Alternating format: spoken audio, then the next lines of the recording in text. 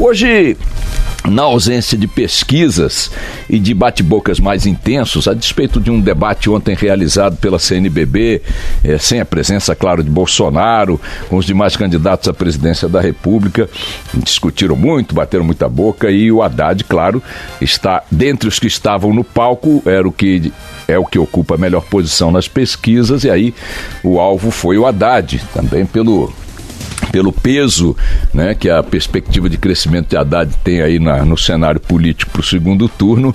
Os demais candidatos fustigaram muito no Haddad, foi uma discussão muito intensa entre eles, e Alckmin, segundo o que eu li hoje nos jornais, eu não vi o debate, mas segundo o que li hoje nos jornais, ele subiu o tom para tentar se colocar como o antagonista preferencial de Haddad, coisa que fica mais difícil para o Ciro Gomes em função das posições que Ciro mantém de relativa simpatia ao campo do PT.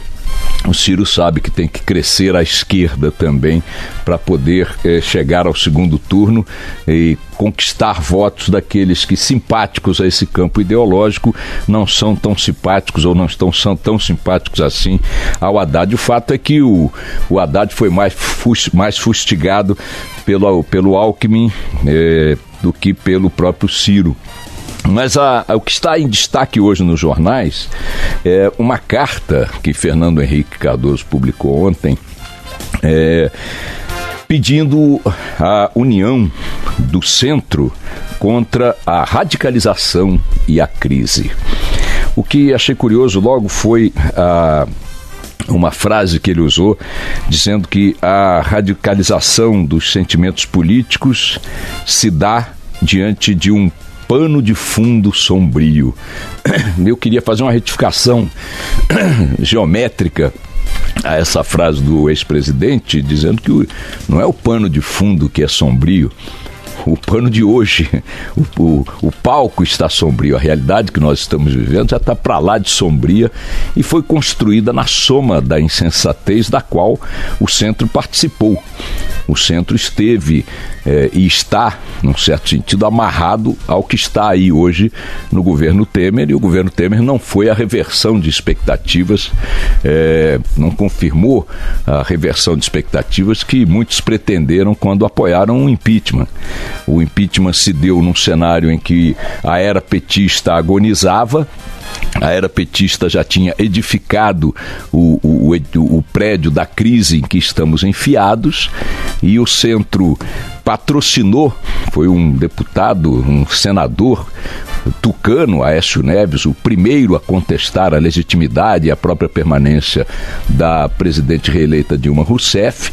No projeto do impeachment embarcaram o PSDB de Fernando Henrique Cardoso de corpo e alma até o talo, embarcou o PMDB de Michel Temer de corpo e alma até o talo, e todo o campo do centro e da direita produzindo a derrubada da presidente, com a pretensão de criar uma nova realidade, já que a realidade produzida pelo PT era trágica, com corrupção, recessão, crise e tudo mais.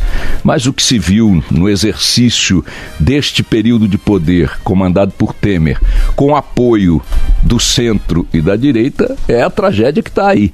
Então, há uma dificuldade de fazer passar um discurso de que o centro seja a solução, não porque ele não seja, ou eventualmente porque não possa ser, mas o fato objetivo é que o centro assina metade do documento da realidade que é a crise de hoje, com todos os seus aspectos dramáticos, e insisto, não é nem um pano de fundo que nos espera sombrio.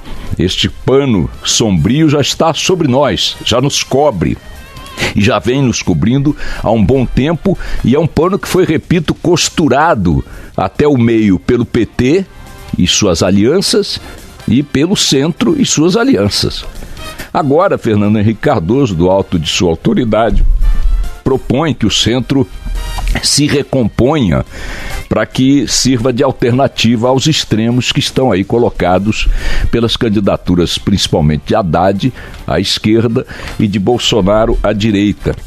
Eu quero só fazer aqui uma rápida observação, que é a seguinte: concordo inteiramente que uma polarização pelas pontas do campo no time de futebol, produz excelentes ponteiros, ponta esquerda, ponta direita, vão driblar Garrincha, Zagallo, né, essa coisa toda, Amarildo pela esquerda, driblando muito bem, mas não vão ter para quem passar a bola para meter para dentro do gol.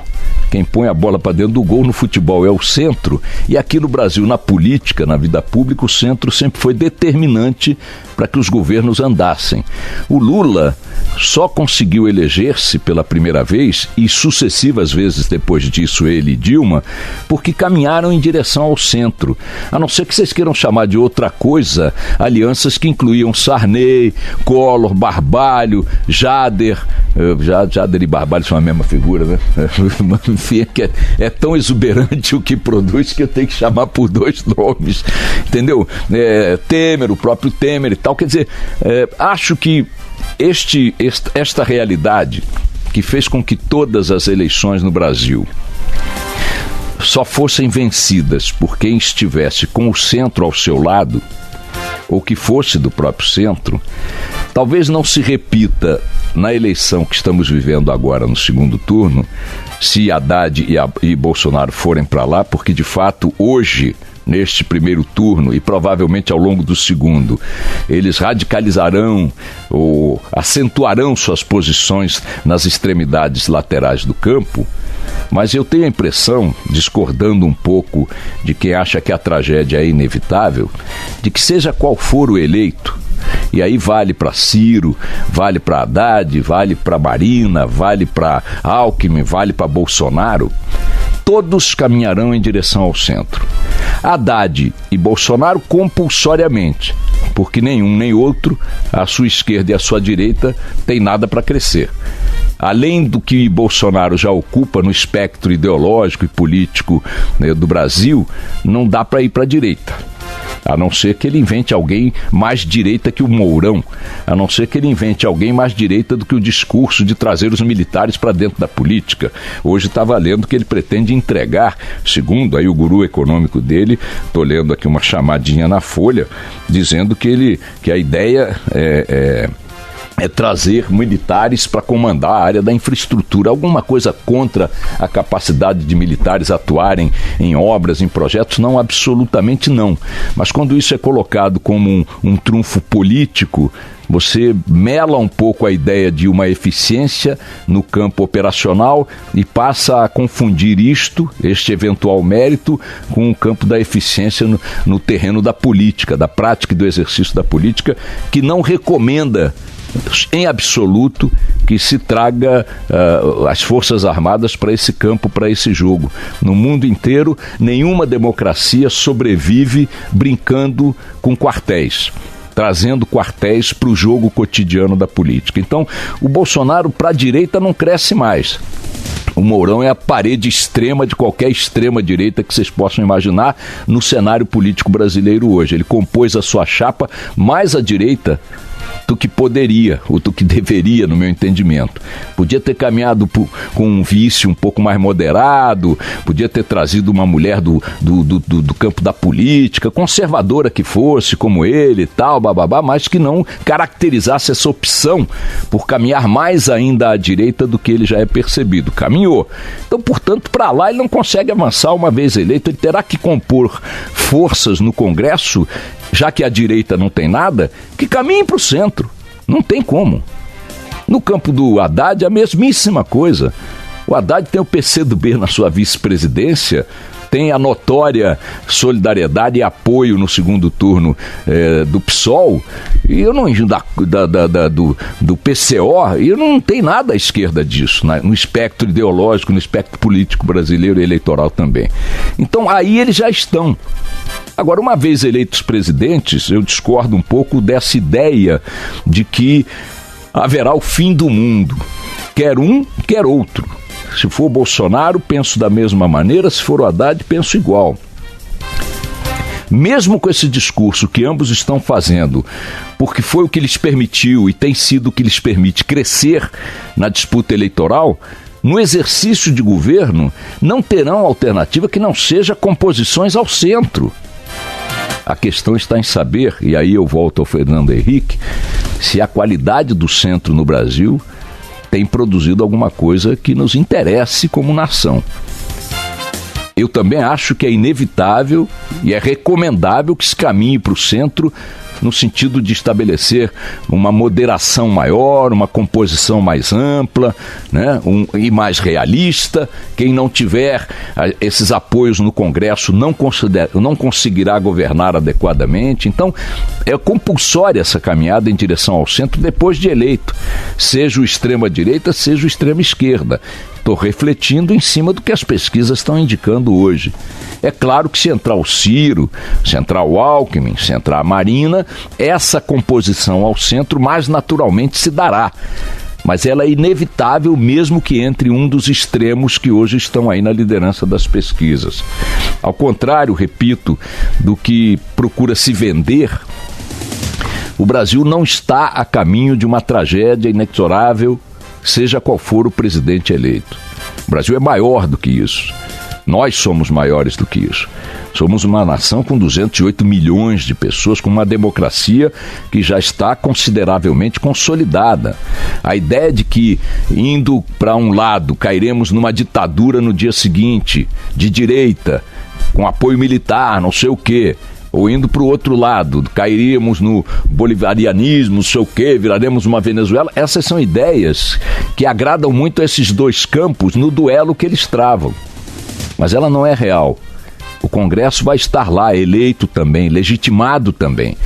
Algumas forças que sobreviverão no Congresso estão ali há muito tempo e sabem mexer muito bem, e por isso estão ali há muito tempo, as cordas do poder.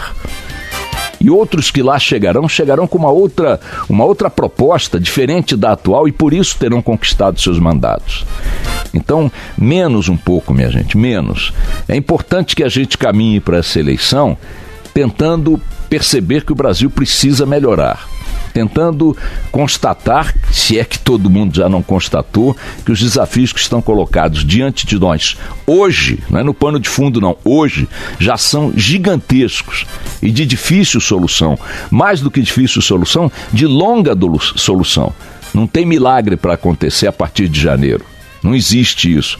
Pode colocar qualquer um deles lá que a crise vai continuar por aí. Na crise americana de 2008, o número de empregos só foi recuperado, disse aqui o Mendonça de Barros outro dia, 10 anos depois.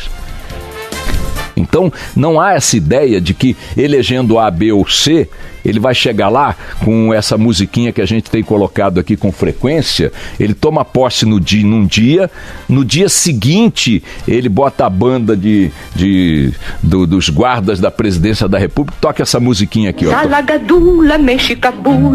Aí começa a transformar a abóbora em carruagem, né? Trapos em vestidos de gala, desemprego em emprego, recessão em prosperidade, né? Violência em paz. Não tem poluição em água limpa, isso não vai acontecer. A fadinha da Cinderela está ocupada lá fazendo um novo filme em Hollywood. Nós vamos ter um presidente da República que apenas poderá, quando muito, se não for maluco, colocar o país na direção na direção da correção dos problemas e começar essa etapa que será longa. Não acredito absolutamente que nós caminhamos para uma tragédia, seja qual for o eleito, mas acho muito importante que nós tenhamos consciência de que quanto mais radical for o discurso, menor será essa possibilidade de composição ao centro, embora me pareça que ela é compulsória, ela acontecerá.